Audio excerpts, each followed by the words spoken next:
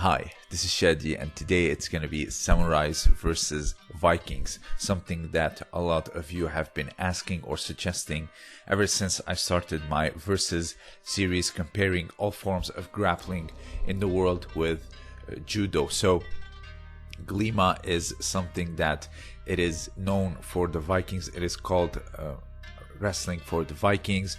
We're gonna do very similar things that we always do, is that go through history, perhaps code of conduct, also share techniques, rules, and try to see whether not only they share things in common but also the different approaches for the techniques, and try to deduct or deduce which one is better for self-defense, because self-defense to me is a big priority.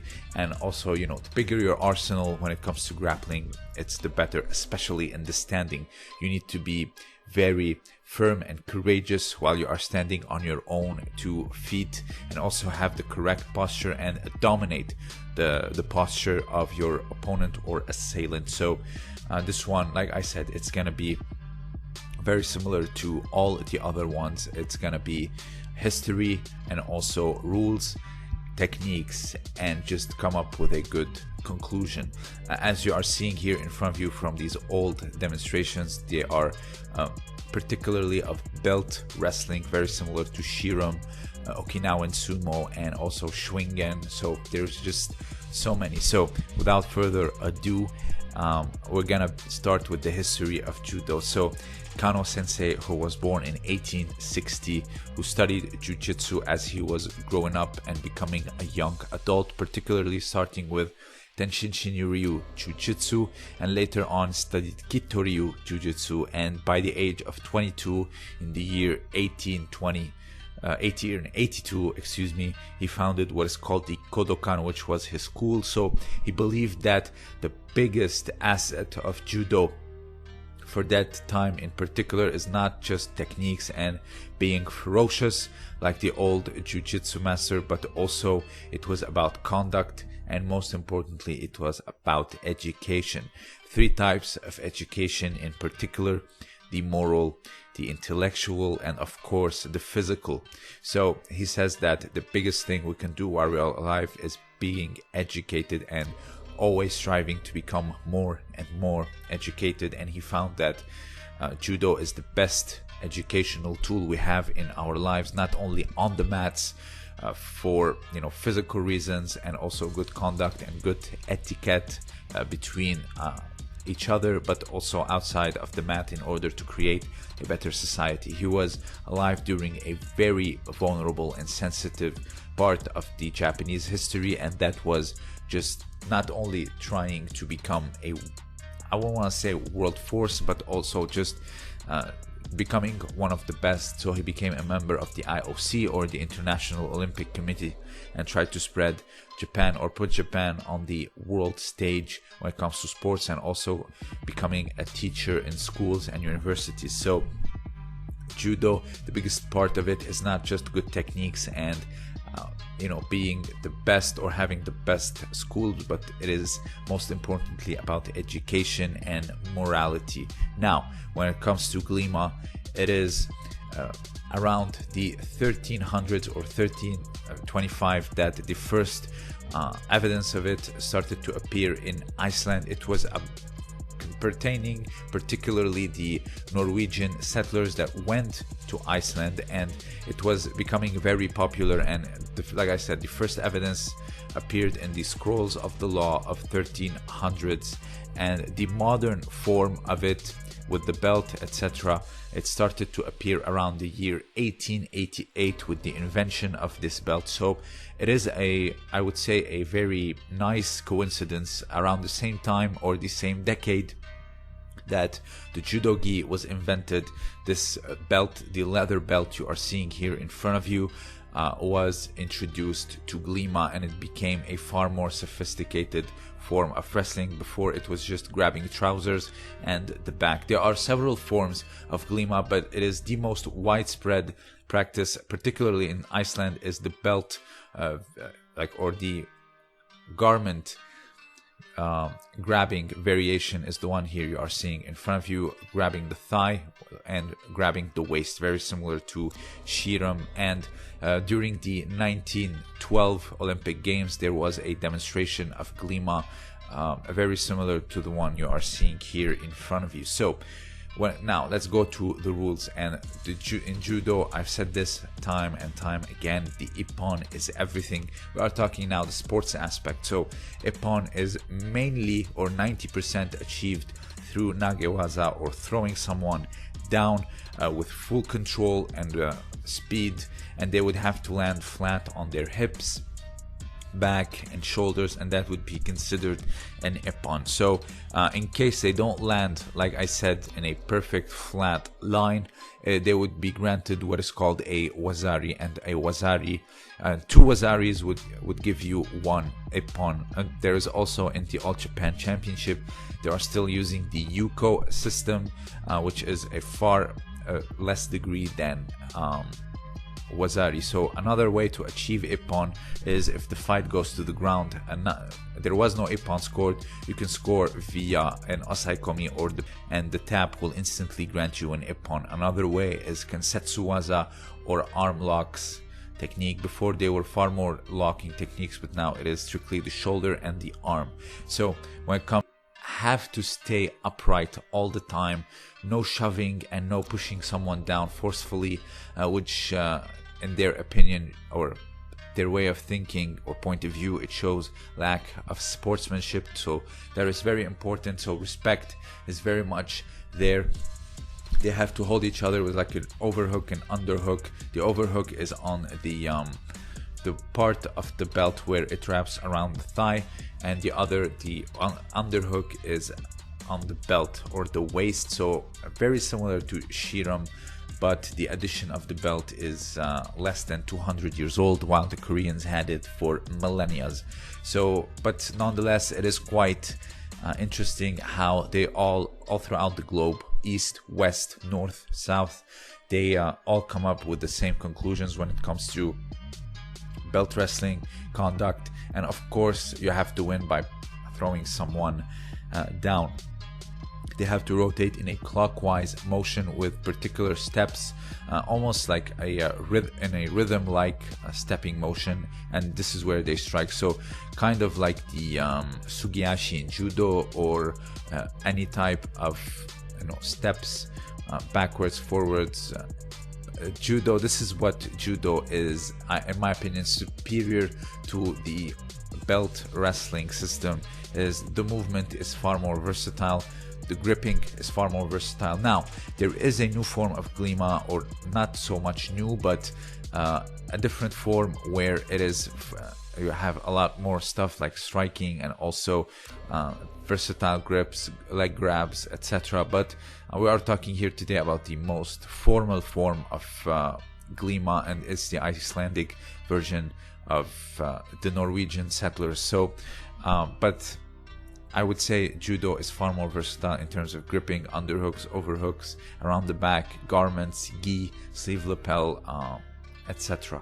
So now let's go to techniques, and here we start to see, this is according to the book of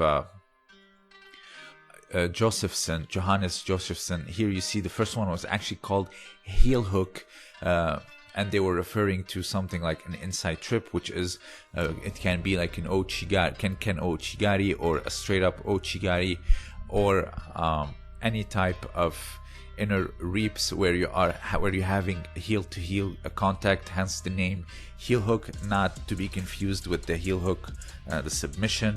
Also it can be like a ken uchimata or a kakenage, like the sumo wrestlers, but here you see ochigari is like the book, as you just saw. It is very similar and the easiest, so it's far easier to pull off an ochigari than an uchimata, in my opinion.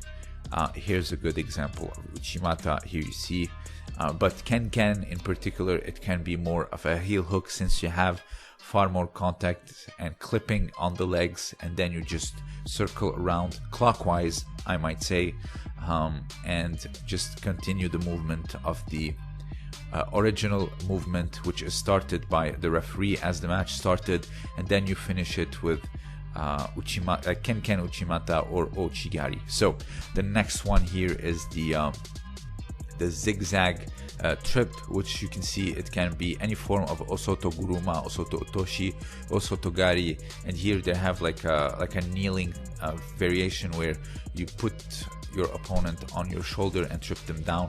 So they have some variations, and I'm going to show you a very cool technique being done in demonstration, almost like an osoto gari, but where you do like a heel to heel contact, and then not heel, like the side of the foot, and then you lift up, since they have that belt and thigh grip, and they can just pull up, and thus it almost looks like an okuri ashi harai. So I'm gonna show it later. So here you see the zigzag trip. It can be any form of osoto gari, osoto otoshi, and osoto guruma, where you see it also in shiram and shwingen and all the other forms of belt wrestling, also Okinawan wrestling. So also you can have here like a belt grip, very similar to belt wrestling. So here also hip tosses, very similar to ogoshi and ukigoshi and tsurigoshi, since you are grabbing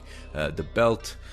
In judo, the multitude of hip tosses also come from whether it is the grip and also the position of your hips. So for example, ogoshi, you go down and then you load them all the way or all their weight on your like lower back and hips, and then you continue, you wrap the hand around the back on the gi.